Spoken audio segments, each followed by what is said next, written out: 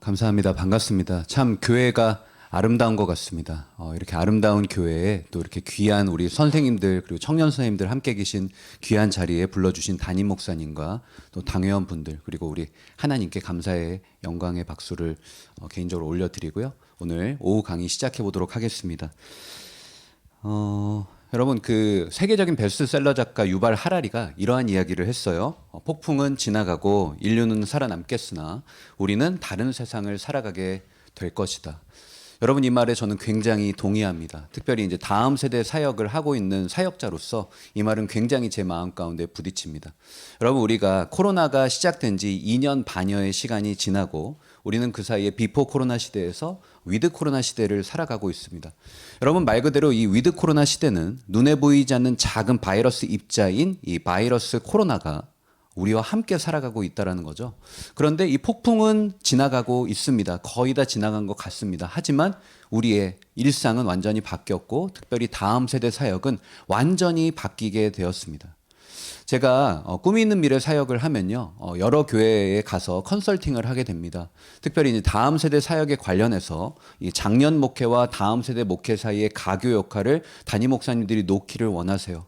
왜냐하면은 다음 세대가 다른 세대가 되고 있고 다른 세대는 이제 사라지고 있는 그러한 인구 절벽 시대를 우리가 맞이하고 있기 때문에 굉장히 어려운 한국 교회는 지금 현실 앞에 놓여 있는 것이 사실입니다. 그러한 상황 속에서 이 담임 목사님들께서 갖고 계신 위기감이 있는데 그것은 2년 반여의 시간 동안 교회의 현장이 셧다운되었고 그 사이에 다음 세대가 다 사라져 버렸다라는 것입니다. 현장 좌석이 뭐 30% 제한도 있었고요. 아예 제한되었을 때도 있었고요. 여러 가지 어려운 상황 속 뭐 70%, 50% 지금 이제 현장 예배 100% 회복은 했지만 현장 예배 좌석은 100% 회복했으나 자녀 좌석은 여전히 비어 있는 것이 부인할 수 없는 우리의 상황이죠. 왜 그러한가? 비포 코로나 때의 그 목회 전략과 다음 세대 사역 방침을 그대로 이어가기 때문에 변화된 토양과 변화된 이 환경에 적응을 못하고 있고 빠르게 다음 세대는 교회를 떠나가고 있다라는 것이죠. 이 위드 코로나 시대에 굉장히 흥미로운 연구 결과가 있습니다. 데프니 홀트 박사님이 하셨는데요. 이분은 미국 하버드 의대 정신과 교수예요. 이분이 어떠한 실험을 했냐면 정지 거리 절차 연구를 하였어요. Stop Distance Procedure이라는 이 실험을 했는데요. 이름은 어렵지만 이 실험 방법은 굉장히 단순합니다. 피실험자와 실험자가 있고요. 이 둘 사이에는 일정 간격이 존재합니다. 그리고 이제 일정 시간을 간격으로 해서 이 거리를 실험자가 피실험자를 향해서 조금씩 다가오는 거예요. 일정 간격, 일정 시간 속에서. 자, 그런데 피실험자 입장에서 실험자가 점차 자신에게 다가올 때에 부담을 느끼는 그 순간 스톱! 멈추세요! 라고 말을 하게 되면은 이 그림처럼 이 피실험자와 실험자 사이의 간격이 측정이 되겠죠. 그것이 바로 stop distance, 정지 거리입니다. 그리고 이 실험자를 중심으로 해서 피실험자와 실험자 사이의 이 정지 거리를 반경으로 형성되는 원형 공간이 이른바 피실험자의 컴포트 존이에요. 그러니까 이게 무엇이냐면 타인과 나 사이의 관계에 있어서 부담을 느끼지 않는 최소한의 나만의 공간. 이것이 바로 컴포트 존입니다. 자, 그런데 이게 이 위드 코로나 시대에 이르러서 현격한 변화를 일으켰다라는 것이죠. 피실험자의 60%가 코로나 이후에 정지 너비의 거리의 너비가 50% 이상 증가했다라는 것입니다. 그러니까 예전에는 사람으로 채워졌던 내 공간, 개인 공간 속에서 사람이 많이 사라지게 되었다라는 거죠.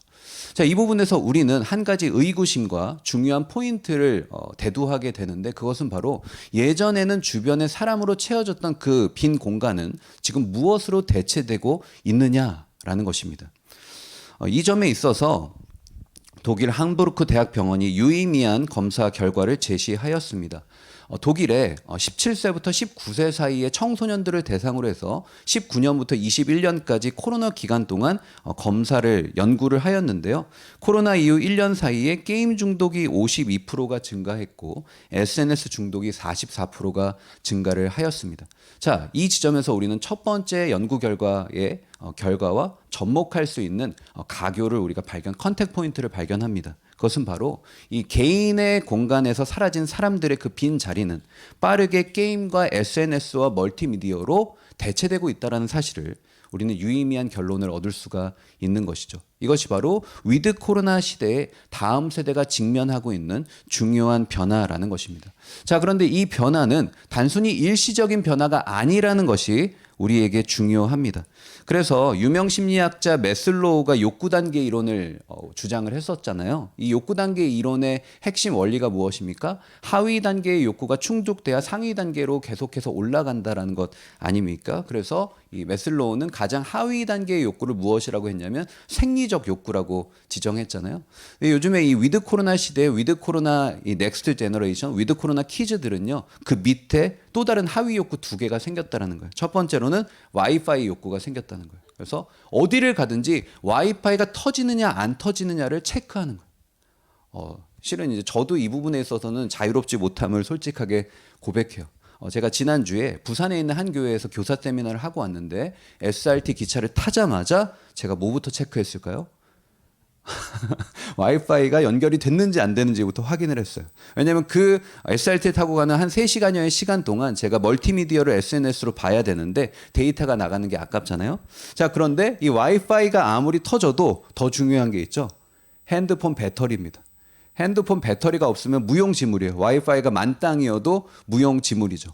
그래서 우리 다음 세대는요, 욕구 단계 이론이 지금 이렇게 와이파이와 배터리로 완전히 변화되고 있는, 이전에는 보지 못한 또 다른 새로운 다른 세대가 되고 있다라는 거죠. 다음 세대는 이렇게 정의할 수 있어요. 조그마한 직사각형 안에 갇혀버렸다. 이렇게 정의할 수 있습니다. 여러분, 아침에 일어나시면 뭐부터 가장 먼저 보세요? 하나님의 말씀인 성경 말씀을 가장 먼저 보시는 분 계세요?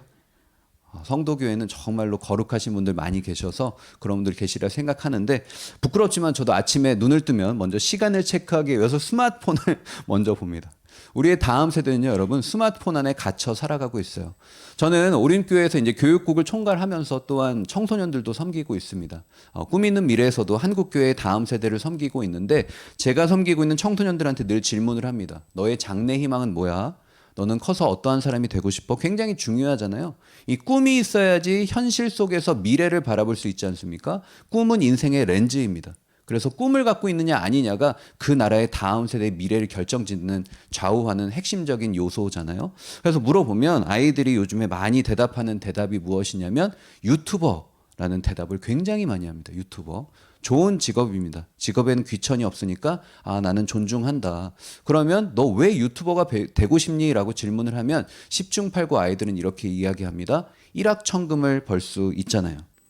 기괴한 옷을 입고 음식을 뭐 엄청 많이 먹고 이상한 사람들 이목만 집중시킬 수 있는 컨텐츠를 만들어서 구독자 몇십만 명 되고 뭐 조회수가 몇만 뷰에 이르게 되면 연봉을 월급으로 벌어요, 목사님. 이러한 이야기를 하나님을 믿지 않는 아이들이 하는 것이 아니라 하나님을 잘 믿고 주일 예배를 잘 드리고 있는 우리 교회의 청소년 아이들이 실제로 하는 이야기라는 거예요. 왜 그럴까요, 여러분? 조그만한 직사각형인 내 손 안에 쥐어진 이 스마트폰으로 이 세상을 바라보고 있기 때문이에요. 스마트폰이 만들어낸 이 세상의 왜곡된 파편 조각이 자기가 살아갈 미래의 전부라고 생각을 하고 이 조그만한 스마트폰 안에 갇혀서 우리의 다음 세대는 살아가고 있는 것입니다. 여러분, 여러분이 섬기고 있는 우리의 다음 세대는 지금 코로나 시기에 2년 반여 만에 이러한 중독 현상에 아주 깊숙하게 만연화되고 있다는 거예요. 자, 그렇다면 우리의 다음 세대를 어떻게 위드 코로나의 이 깊은 수렁에서 끌어낼 수 있을까요? 지금 이제 리오픈하고 있잖아요. 교회들이 다시 다 리오픈하고 있습니다. 코로나를 지나가서 다시금 주일학교 사역에 재개를 하고 있고, 담임 목사님이 의욕을 보이시면서 다시금 어떻게 위드 코로나를 지나가서 애프터 코로나 때 우리의 다음 세대를 부흥시킬 것인가 고민하고 계시는데, 어떠한 관점으로 어떠한 전략을 갖고 나아가야 할까요? 단순히 그냥 교사 생활 20년, 30년 한 구력으로 테니스 치는 것처럼 계속 그런 식으로 해야 할까요? 조용히 해. 그냥 돗대기 시장처럼. 저희 교회도 그렇습니다. 공간이 너무나도 협소해서 아이들은 많은데 협소하다 보니까 돗대기 시장이에요. 그리고 분반 공부 시간이 15분에서 20분이 채 되지 않습니다. 그 사이에 아이들 출석 부르죠. 떠드는 애 또 제지시켜야 되죠. 또 말씀도 전해야 되죠. 그리고 숙제 체크도 해야 되죠. 생활 숙제도 내줘야 되죠. 여러분, 정말 이거는 제대로 된 교육과 배움과 가르침이 일어날 수가 없는 상황 속에 있는 거예요. 그러다 보니까 교회에 있는 우리의 다음 세대들은 지금 이 세 가지 감정에 짓눌리고 있어요. FUD, 여러분 이게 불안함, 불확실함 그리고 의심 아닙니까? 원래 이 FUD는 마케팅 용어입니다. 경쟁사의 제품에 대한 네거티브 전략을 뜻하는 마케팅 용어인데 위드 코로나 시대에 우리의 다음 세대가 이러한 감정을 겪게 되면서 신조어로 우리의 다음 세대를 총칭하는 빅데이터가 된 것이에요. FUD. 미래에 대해서 얼마나 불안해하는지 몰라요.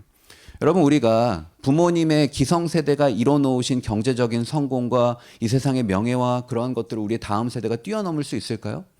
현실적으로 정말 어렵습니다. 정말 어렵습니다. 부모님이 도와주시지 않으면 서울에 자가를 마련할 수 있을까요? 내 힘으로? 내 월급 벌어서? 할 수가 없어요. 그러니까 우리의 다음 세대는 미래에 대해서 너무나도 불안해하는 거예요. 좋은 대학 가면 뭐예요? 좋은 직장 가면 뭐예요? 40 언저리에 다 퇴직하는데. 저는 오륜교회에서 교구 목사도 7년을 했습니다. 교구 목사 7년 하면서 우리 성도님들의 이야기들을 많이 듣는데 정말 우리나라 최고의 굴지의 기업 뭐 S로 시작하는 기업 그리고 L로 시작하는 기업 그런데 이제 전자회사에 들어가셔서 정말로 막 승진하시고 열심히 하시면서 가는데 팀장이 40대 초반이에요. 팀장이 30대 후반이에요. 부담감을 느끼는 거예요. 아, 나 나가야 되는구나. 나가야 되는구나. 기도 제목이 뭐예요? 순 탐방하고 대신방하면 기도 제목이 뭐예요? 목사님 저 제2의 인생을 어떻게 해야 될지 하나님께 아이템을 정말 좋은 사업 계획이나 이런 거 해야 될 것 같다 막 그런 얘기 하시거든요. 그게 정말 현실 아닙니까? 여러분 우리의 다음 세대는 더욱더 힘든 무한 경쟁 시대 속에서 AI로 대표되는 4차 산업혁명 시대의 대혁명의 전환점 위에 서 있기 때문에 그 인생이 너무나도 불안합니다. 그리고 미래를 장담할 수가 없어요. 너무나도 불확실한 거예요. 그리고 의구심이 드는 거죠. 누구도 나를 도와줄 수 없다. 교회 선생님도 목사님도 부모님도 나를 이해해 주지도 못하고 옛날 고리타분한 그런 전근대적인 방식으로 나를 그냥 지도하려고나 하고 그런 생각을 갖게 되면서 스스로 의구심에 빠지게 돼서 자신의 신앙적인 고민을 어디에다가 검색하는 줄 아세요? 네이버 지식인에다 검색하고 있어요. 하나님 살아있어요? 그러면 여러분 거기에 댓글 다는 사람들 대부분 다 안 그런 분도 있겠지만 이상한 사람도 많잖아요. 고수라고 해갖고 뭐 무슨 답변 채택률 몇 프로 막 그거 진리의 기준이 아니라 세상이 정해놓은 기준에 의해서 고수요 뭐 지식인이라고 불리는 사람들이 왜곡된 지식을 적어놓고 그것이 전부인 줄 알고 살아가고 있는 거죠. 잘못됐습니다. 모든 게 다 지금 이대로는 안 됩니다. 스마트폰 안에 갇혀있는 우리의 다음 세대의 시선을 어디로 옮겨야 할까요? 저는 하나님 말씀이라고 확신합니다. 여러분 하나님의 말씀은 성경은 방대한 데이터가 있습니다. 66권이고요. 1200여 장이 있고요. 32,000여 개의 구절로 이루어져 있는데 이 방대한 성경의 데이터는 단 하나의 빅데이터를 말하고 있는데 바로 하나님 나라예요. 하나님 나라. 하나님 나라에 대해서 말하고 있는 게 바로 성경 말씀이면 이 조그마한 스마트폰 안에 갇혀서 이 세상을 바라보고 있는 우리의 다음 세대를 하나님의 말씀으로 옮기게 되면 하나님의 말씀이 말하고 있는 그 하나님의 나라를 바라보면서 자신의 인생 가운데 비전을 발견하고 야망이 아닌 비전을 위해 자신의 인생을 던지며 오병이어의 기적이 일어났던 벳세다 들녘의 역사가 내 인생 가운데도 일어날 것을 소망하면서 우리의 다음 세대는 하나님이 주신 본연의 사명에 집중하는 킹덤 빌더가 될 줄로 믿으시기를 바랍니다. 사랑하는 여러분, 저는 성도교회의 다음 세대가 하나님 나라를 세워가는 킹덤 빌더가 될 수 있기를 주님의 이름으로 축복합니다. 이러한 결과가 있어요. 2008년에요. 소비자 행동 저널에 미네소타 대학에서 물리적인 공간이 인간에게 끼치는 영향에 대해서 조사를 하였습니다. 굉장히 재밌는 실험입니다. 세 개의 너비가 동일한 세 개의 공간을 만들고 천장의 높이를 변수로 설정합니다. 2.4m, 2.7m, 3m의 변수로 이제 설정을 해놓고요. 그 속에 들어가서 똑같은 사람이 동일한 문제를 이제 푸는 거예요. 하나는 창의력이 필요한 문제, 또 하나는 집중력이 필요한 문제, 시험지 2장을 받고 동일한 시간 동안 문제를 풉니다. 자, 그런데 시험 결과가 다르게 이제 유의미한 결과가 나온 것이죠. 천장이 3m 제일 높았던 데는 2.4m로 제일 낮았던 데보다 창의력이 2배로 발현되었다. 그리고 천장이 높은 데보다 가장 낮은 데가 집중력은 더 많이 발휘되었다라는 그러한 실험 결과가 나오게 된 것입니다. 공간이 바뀌면 인생이 바뀌는 거죠. 여러분, 물리적인 공간 천장 높이 하나 바뀌어도 인생이 바뀐다면 우리 아이들의 영적인 공간이 정말 스마트폰 안에 갇혀 지내는 그 속에서 만들어낸 가상의 공간 속에 이 세상의 파편 조각이 만들어낸 그러한 곳에 갇혀 있다가 하나님의 나라를 바라보면서 우리의 다음 세대가 나아간다면 저는 확신합니다. 우리의 다음 세대, 이 시대를 변화시키고 남을 만한 능력 있는 크리스찬이 될 줄로 믿습니다. 여러분, 여러분의 자녀와 여러분의 다음 세대는 영적인 공간 안에서 하나님 나라를 바라봐야 하는 것이죠. 실제로요, 미국의 캘리포니아에 가면요, 그 샌디에고에 가면은 소크 생물학 연구소가 있습니다. 이 연구소는 천장 높이를 다 3m로 균일하게 만들었어요. 여기 보시면은 다 이제 천장 높이가 다 똑같습니다. 이곳에서 노벨상 수상자만 5명, 관련 분야 수상자만 수십 명에 이른다라는 그러한 통계가 있습니다. 여러분, 천장 높이 하나 바꿔도 그런데 우리 아이들이 바라보고 있는 그 하나님의 나라는 무한하지 않습니까? 하나님은 어린 다니엘을 통하여서 바벨론을 무너뜨리시고 하나님의 놀라운 하나님의 나라를 세워 가시잖아요.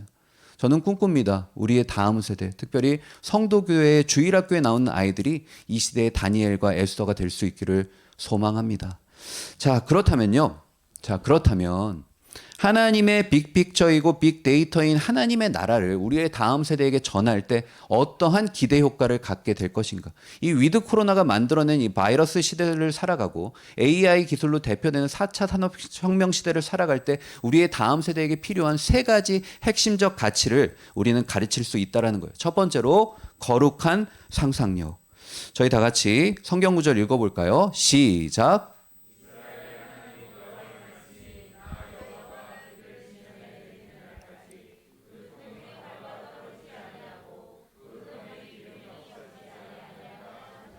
아멘, 아멘. 여러분 여기 보시면 한 여인이 등장하잖아요. 사르밧 과부. 성경 기자는 그녀의 이름에 관심조차 없어요. 그녀를 지칭하는데 2가지 데이터를 융합시켜서 설명하죠. 하나는 과부, 그리고 그녀가 사는 지명. 여러분, 사르밧은 그때 당시 시돈 땅에 있었던 한 지역으로서 극심한 가뭄 속에 있었고요. 과부는 그때 당시에 절대적 빈곤층, 절대적 약자였습니다. 그때 당시엔 남편의 경제력이 그 가정과 그 아내의 경제력을 담보했기 때문에 남편이 없는 이 과부는 절대적 빈곤층이었죠. 그녀에게는 2가지가 있었는데요. 하나는 기름, 그리고 조그마한 가루가 정말로 이제 마지막 한 끼 먹고 죽을 만큼, 사랑하는 외아들하고 먹고 죽을 만큼밖에 없었어요. 얼마나 비참합니까, 여러분? 생각만 해도 눈물이 날 것 같아요. 저도 6살 된 아들이 있고요. 생후 7개월 된 둘째 아들이 있습니다. 만약에 정말 제가 이 소량의 기름과 소량의 이 가루만 있어서 이거 먹고 죽어야겠다고 생각하고 있다면 얼마나 비참할까, 그런 생각을 감정이입을 하게 되는데, 엘리야 선지자가 그녀의 집을 찾아가게 되고 그녀의 집에서는 놀라운 기적이 일어나기 시작을 합니다.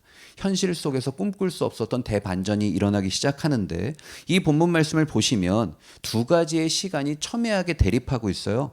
첫 번째로 사르밧 과부의 현재, 그리고 2번째로는 엘리야의 미래, 엘리야가 선포하고 있는 미래. 엘리야는 지금 어떻게 하죠? 이 현실 안에 갇혀서 매몰되어져 있는 이 사르밧 과부의 시선을 빠르게 되감아서 하나님의 선포하신 미래로 옮기고 있는 거예요. 저는 이것을요, 거룩한 상상력이라고 부르기를 원합니다. 여러분, 거룩한 상상력이 무엇일까요? 문제 안에 갇힌 내가 문제 밖에 계신 하나님께 집중하는 것이죠. 거룩한 상상력은 무엇일까요? 문제 안에 갇힌 내 인생의 온도차와 시간차를 극복하여 하나님이 말씀하시는 미래를 현재로 끌어오는 힘이다. 저는 그렇게 정의하고 싶습니다. 우리의 다음 세대, 아까 말씀드린 대로 FUD 3가지를 경험하고 있어요. 그들의 삶은 사르밧 과부가 느끼고 있는 심리적 박탈감과 정말 크게 요원하지 않습니다. 동일하다고, 저는 비슷하다고 생각합니다. 이러한 상황 속에서 우리의 다음 세대에게 필요한 게 첫 번째로 무엇일까요? 하나님의 말씀을 나의 삶 속에서 붙들 수 있는 거룩한 상상력. 하나님의 나라를 소유한 하나님의 백성만이 누릴 수가 있는 거예요. 자, 그래서 여러분, 우리가 잘 아는 리거렌 목사님은 이러한 이야기를 했습니다. 데일리 호프에다가 이러한 멘트를 적었었는데 우리 다 같이 한번 읽겠습니다. 시작.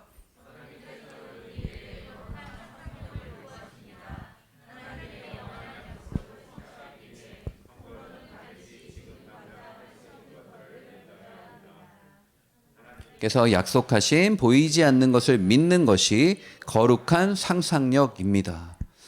여러분, 거룩한 상상력을 소유하시기를 주님의 이름으로 축복하고요.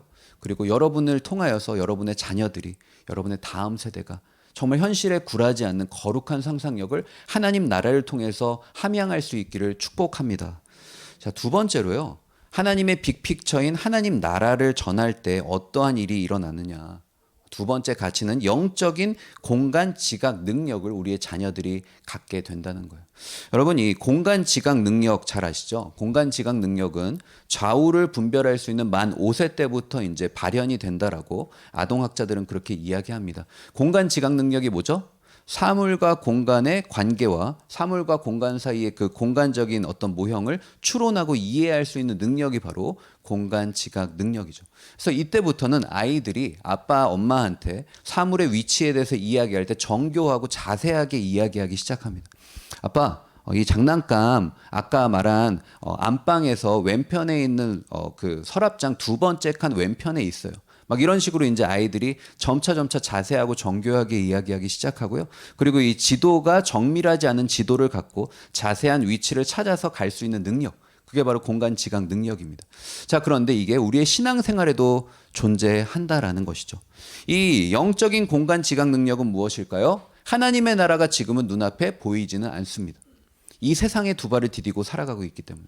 하나님 나라는 어떻습니까? 이미와 아직 사이의 간극 사이에 존재하는 게 하나님 나라잖아요. 하나님 나라는 이미 주어졌습니다. 하지만 예수님 다시 이 땅에 오시는 그날 완성되는 것 아닙니까? 그리고 우리가 죽어서 천국에 가서 하나님의 품 안에 안겨서 눈물도 없고 아픔도 없는 그곳에서 영생 복락을 누리는 거잖아요. 그게 이제 하나님 나라잖아요. 근데 현실 속에서는 보이지가 않는 거예요. 자, 그것을 현실 속에서 볼 수 있는 능력. 그것이 바로 영적인 공간 지각 능력이죠.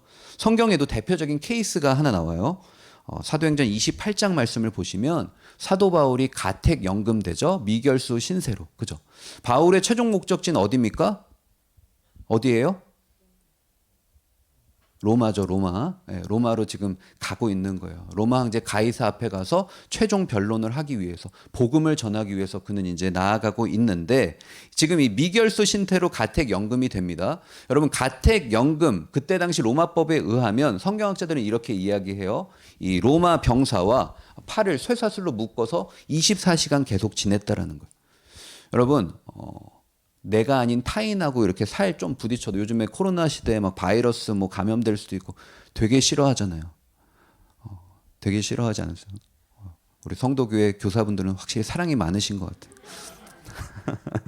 저는 좀 싫어하고 막 부딪히고 닿고 막 이런 거 좀 싫어하고 바이러스 시대에 더 이제 좀 그렇게 되고 막 그러는데 24시간을 이제 로마 병사하고 이렇게 쇠사슬에 묶여서 지내니까 얼마나 불편했겠어요, 바울이.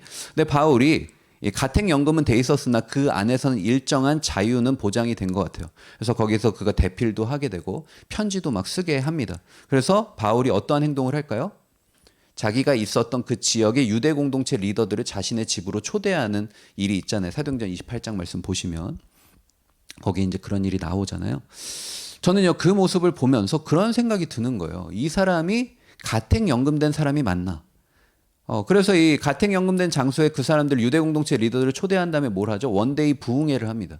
자기가 만난 하나님, 예수님에 대해서 막 고백을 하고요. 자기는 죄를 짓지 않았다는 것을 막 정말 열정적으로 막 부흥성회를 이끕니다. 여러분, 이 사람이 지금 가택연금된 사람 맞습니까? 아닌 것 같아요. 어떻게 그럴 수 있었을까요? 그가 유라굴로 광풍 속에서 만났던 천사의 그 음성을 기억하고 있었기 때문이죠. 저희 다 같이 읽겠습니다. 시작. 아멘. 바울이요, 정말 죽을 것만 같은 그 유라굴로 광풍 앞에서 배가 다 파선이 되고 죽을 것만 같은 생사의 기로 속에서 천사의 음성이, 하나님의 음성이 이제 들려오기 시작하는 거죠. 바울아, 두려워하지 말라. 내가 가이사 앞에 서야 할 것이다. 하나님은 그렇게 말씀하시는 거예요. 바울은 그 음성이 생생하게 살아 있었기 때문에 지금 이 가택연금된 그 집안에서도 하나님 나라가 보이는 거예요. 하나님이 이루실 역사하실 그 순간들이 보이는 거예요. 자신은 마치 로마 법정에서 로마 황제 가이사 앞에서 최후 변론을 하는 것처럼 로마 황제 가이사 앞에 서 있다는 그 심정으로 지금 그는 하나님의 사명을 감당하고 있는 것이죠. 영적인 공간 지각 능력으로 가택 연금된 구금된 상태를 뛰어넘어 하나님의 사명을 감당하며 하나님의 나라를 세워가고 있는 것이죠. 사랑하는 여러분, 우리의 다음 세대, 지금 살아가고 있는 그 현실은 마치 가택연금 된 것처럼 굉장히 불확실하고 굉장히 무기력합니다. 이러한 바이러스 시대를 살아가고 앞으로의 그 미래 사회 속에서 어떻게 살아가야 될지를 모르는 상황 속에서 우리의 다음 세대는 무엇을 바라봐야 할까요? 현실 속에서 숨겨진 하나님 나라를 믿음의 눈으로 복원해야죠. 영적인 공간 지각 능력을 갖고 삶 속에서 사명을 감당해야 하는 것입니다. 자, 그리고요, 세 번째로 하나님 나라를 우리의 다음 세대에게 전하게 될 때 어떠한 일이 일어나느냐? 영적인 분별력을 갖게 된다는 것입니다. 자, 2012년, 지금으로부터 10년 전에 이러한 조사 결과가 있었습니다. 인터넷 윤리문화 실태 조사 10명 중 6명 허위 정보 유포. 여러분, 인터넷에 있는 정보 중에 60% 이상은 여러분 다 가짜 뉴스라는 거예요. 여러분, 근데 이게 10년 전입니다. 10년 전과 지금은 인터넷 문화, 인터넷 속도, 그리고 매스미디어, 그리고 멀티미디어, SNS 장난 아니게 변화가 된 상황이 있을 거 아니에요. 지금 제가 생각할 땐 거의 90% 육박되지 않을까, 개인적인 추정치입니다. 여러분, 가짜 뉴스 속에 우리의 자녀들은, 다음 세대는 파묻혀서 살아가고 있어요.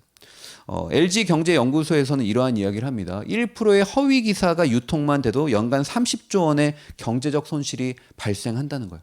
어마어마한 경제적 손실이 발생하게 되는 거죠. 여러분, 우리의 다음 세대는 지금 가짜 뉴스 속에 파묻혀 살아가고 있어요. 자, 그런데 우리의 다음 세대는 우리의 인생 속에서, 자신의 인생 속에서도 영적인 가짜 뉴스 때문에 힘들어하고 있어요. 일상이라는 검색창에 사단은 그 사람의 능력의 부족함, 그 사람의 실패, 그 사람의 결핍, 그것들을 검색어로 매일매일 검색을 합니다. 넌 실패했어. 너 무능력해. 너 무기력해. 네 인생 변화될 것 같아? 너는 잘해봐야 쪽박이야. 너 될 수가 없어. 너 지금 공부 이 정도 해선 너 미래가 보장이 안 돼. 그리고 너네 부모님의 경제력으로 너 유학도 안 갔잖아. 너 모두 안 했잖아. 모두 안 했는데 너 뭐가 될 것 같아? 그래서 요즘 다음 세대의 특징 중에, 안 좋은 특징 중에 하나가 뭐냐면요, 남 탓, 부모님 탓, 시대 탓 굉장히 많이 합니다. 다음 세대 아이들하고 한번 이야기를 나눠보세요. 부모님이 그때 자기를 못 밀어줘서 자기가 이렇게 못 나간대요. 그런 얘기 들으면 막 속이 터져요. 속이 터져요.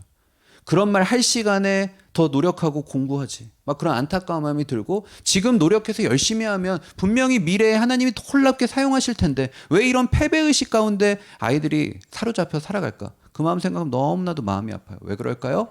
사단이 심어놓은 가짜 뉴스에 다 현혹이 되어서 우리의 다음 세대는 살아가고 있는 것입니다. 아닙니다. 아닙니다. 내 인생 가운데 고난이 일어난 건 부인할 수 없는 팩트입니다. 이 시대가 이전 세대보다 더욱더 어려워진 것도 부인할 수 없는 팩트입니다. 하지만 천지를 창조하시고 전지전능하시며 지금도 살아 역사하시는 하나님이, 내 인생의 가장 큰 문제인 죽음의 문제마저 해결해 놓으신 그 하나님이 나와 함께하고 있다는 그 절대적인 팩트를 붙들 때에 우리의 인생의 부정적인 모든 팩트는 사라지게 될 줄로 믿으시기를 바랍니다. 여러분, 우리의 다음 세대가 하나님의 나라를 소유할 때 영적인 분별력을 갖게 되는 거예요. 이거는 가짜 뉴스야. 하나님 말씀하신 게 아니야. 내 인생은 그런 존재 아니야. 나는 하나님의 나라와 영광을 위해서 지음받고 비전을 위해 달려가는 킹덤 메이커야. 하나님의 나라 영광을 위해 난 부름받았고, 나에게 주신 달란트, 나의 야망과 이 세상의 세속적인 성공이 아닌 하나님의 영광을 위해 쓰임받을 거야. 그러한 담대한 마음을 갖고 우리의 다음 세대가 달려가야 할 줄로 믿습니다. 여러분, 내 영혼의 영원한 팩트인 복음을 하나님 나라 안에서 발견하는 성도교회 다음 세대 되었으면 좋겠습니다. 자, 지금까지의 내용을요, 제가 한번 좀 정리를 한번 해드릴게요. 지금까지가 이제 첫 번째 파트 1이었어요. 위드 코로나 때 우리의 다음 세대는 이전과는 전혀 다른 모습으로 변했다. SNS에 중독이 되어졌고 멀티미디어를 통하여서 빠르게 그 인생의 시간들이 잠식되어져 가고 있다. 그렇게 이야기를 드렸고요. 이 세상을 바라보는 안목이 스마트폰 안에 갇혀서 세상의 파편 조각이 전부인 줄 알고 살아간다. 그래서 어떻게 해야 된다고 했죠? 하나님의 나라로 시선을 옮겨야 한다. 그리고 하나님의 나라를 전하게 될 때 우리의 다음 세대는 세 가지 기대 효과를, 교육 효과를 볼 수 있다라고 말씀을 드렸습니다. 그죠? 첫 번째로 거룩한 상상력. 그리고 두 번째로 무엇입니까? 영적인 공간 지각 능력. 그리고 세 번째로는 영적인 분별력이요. 자, 그런데 여러분 이 세 가지는요. 이 나라를 정의할 때 사회 시간에 저도 배웠는데요. 3요소, 나라에 3요소 있는 거 아시죠? 아시죠? 갑자기 모르는 표정 누가 지으셔서 제가 갑자기 당황해가지고. 주권, 영토, 국민. 이 세 가지가 있어야지 나라의 3요소잖아요. 여러분. 첫 번째, 거룩한 상상력은 하나님의 주권을 인정하는 우리의 다음 세대. 하나님의 나라를 전했을 때는요, 내 인생 가운데 선포되어지는 하나님의 그 주권을 우리의 아이들이 경험하게 됩니다. 머리로 인지하고요, 삶 속에서 그것을 믿고 순종할 때 거룩한 상상력이 발휘가 되는 거죠. 그리고 두 번째, 영적인 공간 지각 능력은 영토. 하나님의 나라는 이 땅 가운데 현존하고 있으며 완성되어져 가고 있다. 하나님의 나라를 나는 세워가는 존재라는 것을 영토의 개념을 통해 깨닫고, 그리고 세 번째로는 나는 하나님의 자녀다. 하나님의 백성이요 하나님 나라의 국민이다라는 그런 생각을 가질 때 우리의 다음 세대는 가짜 뉴스를 극복하고 영적 분별력을 가질 수 있습니다.